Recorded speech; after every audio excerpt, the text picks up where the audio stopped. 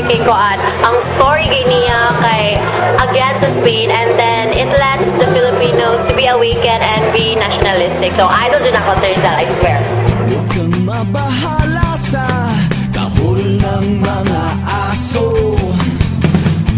Ligtas ang pag-asang nakasakay sa ating mga palad at balikat.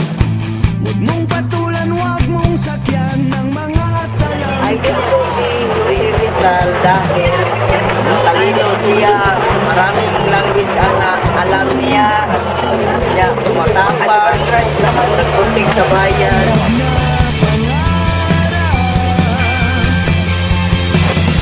Sa bayang may sipag at tiyaga.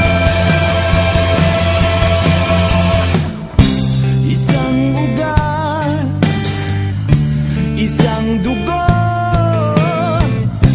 isang pangalan, Pilipino. Isang tadhanang lalakbayin. Isang panata, isang bandila. Nagpiling sa paano ito mga kabatalunan na ang magawasan kaya pala naging importansya o ka ng pagampingan kiniutilero sa kanya. Idol concert.